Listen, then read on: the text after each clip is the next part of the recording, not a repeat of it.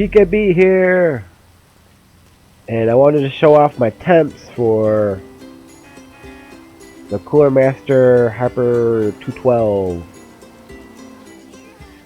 And so far it's been saying between like, actually it just hit like 54 degrees like once, but it's literally been between like 49 to 52, 51, and I'm overclocked on my 2700 to 4.0 gigahertz. Well, 4.05 or 50, whatever you call it. Like 4050. So yeah, it's not bad. Because with the stock cooler, it was at like 70, I want to say. I was reaching the 70s. But then I wasn't getting 4.0 at all. That's for sure. Oh, that was at like, I want to say 3850? Like 3.8. Yeah, around there. Pretty much like 3.8. But now I can finally get my 4 gigahertz in, which is all I really wanted. I wanted that sweet 4.0. Yeah. Sweet. So yeah, just to show you like a freaking $45 CPU cooler can do like a whole lot, honestly. Like that's pretty beast. I feel like I don't even have to turn up my fans. Like, sheesh.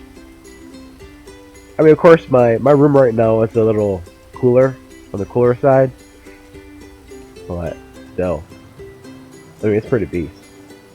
It's beastly. And I'm using the Thermal Grizzly cryo knot too, so that helps too. I mean, that could bring it down like what, 5 degrees, 8 degrees. His is beastly.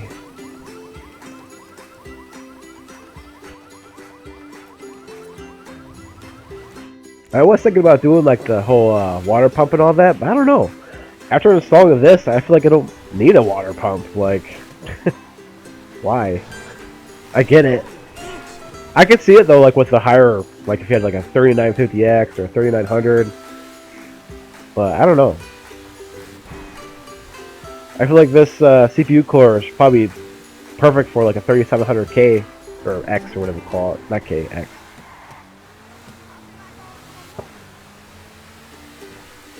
Or I'd imagine. I don't know. But what else? But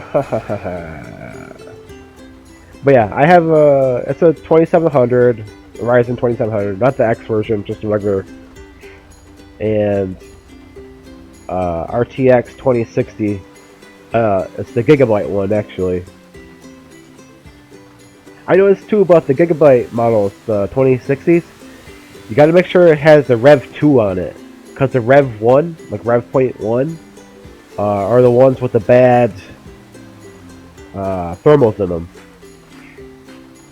I've seen a video of a guy with a Rev point 1 and his temps are way higher. And then my motherboard is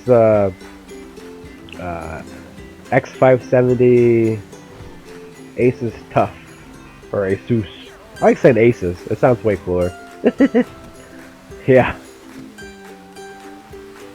Asus sounds like, I don't know. It's not as cool. Like compared to Asus. Like, Asus. Got you.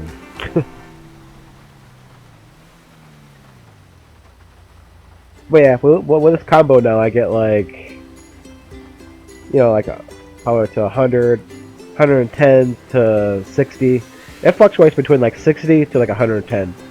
Like if I'm looking out on this like whole world, it'll go down to like 70, 65. But it's not bad. It sucks that you can't find the 2700 for like a better price. Because right now I don't recommend it. Like, you literally pay, what is it? For like what they want right now for it, it's just ridiculous. It's like, just get a freaking 3700X. Sheesh. But like I feel like if they had the 2700 for like I don't know, like 160, 150, be a good deal. I feel like the 2700 is like the 3600, like but with 8 cores instead. Or that's what I've noticed when I've seen like all the charts they put out, which is pretty amazing for Ryzen, I'd say. But yeah, this is, I don't know, this video is just me rambling, I guess. That's about it. I was just super surprised by my temps there. I was like 51? Wow. I mean, yeah. I kind of noticed too. If you have, was it the Wrath Spire cooler, it does not work good with the X570 board. I mean, which I'm sure not a lot of people are doing that. Which makes sense. Because I noticed when you try to put all 4 pins down into the X570 board, it's too tight. Like way too tight. Like I was doing it, I was like, holy crap, that is tight. And I turned it on, and I was like, no, those temps are just ridiculous. It was like, you know, 56 idle, you know. 60, 56 idle. I'm like, that's not right. So what I did at first was if you have that situation, you have that board, just do 2. Like the bottom, what does it be? The bottom right and like top left screw. Get out of here, mister. And that kind of worked. But that's pretty much why I got a cooler, because the Spire, it just does not work for the X570.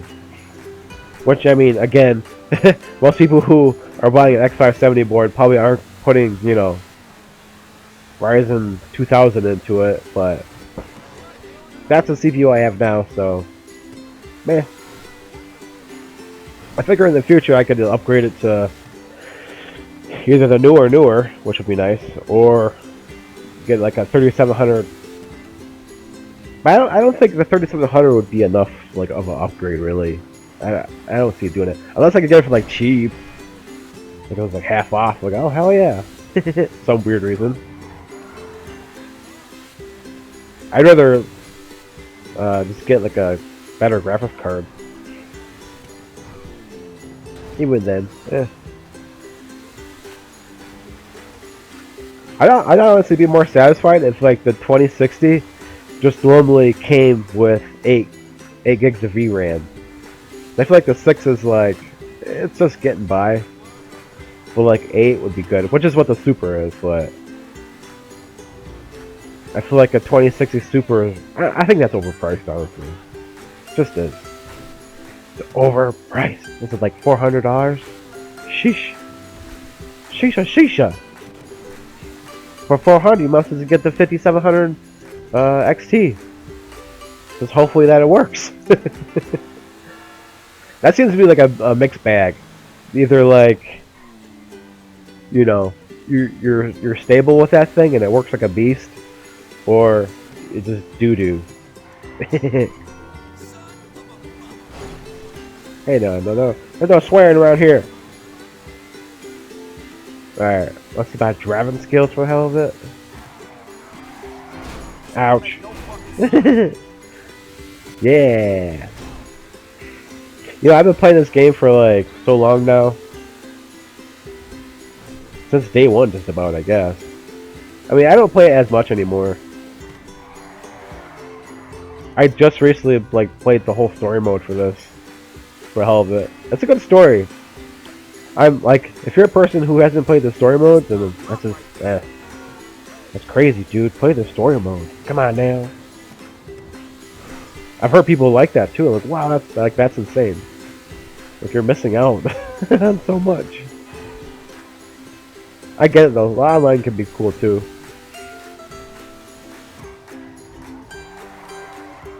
Yeah, it was okay. Doink.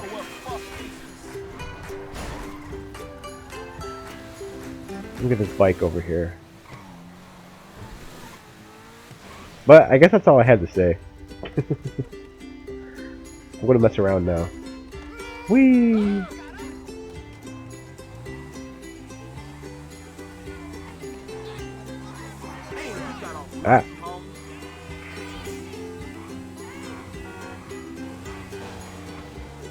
I always like the bikes in this game. They're so fun. Actually, I feel like when you're first starting GTA Online, the best thing to buy is a bike because it's cheap, quick, fast. I mean, you gotta learn how to drive it at first, of course, but once you get used to it, it can be really handy, especially getting around quick. Look at this bike. This is just what is that? A Ruffian? Sheesh.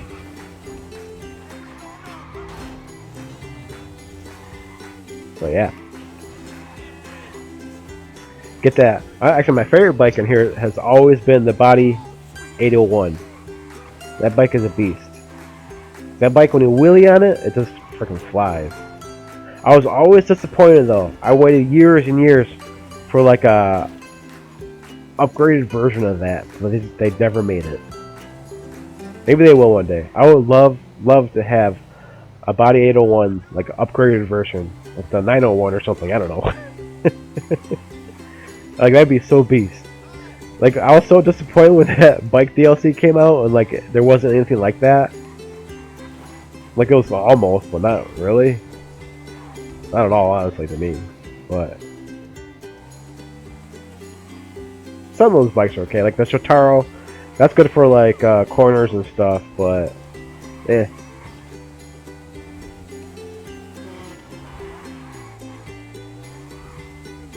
Alright, I'm gonna end this video with as fast as I can go.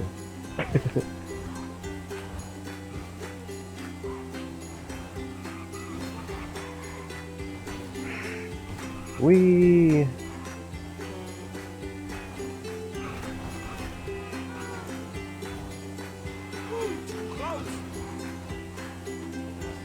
Oh, missed it. Alright, that's it for now. See ya!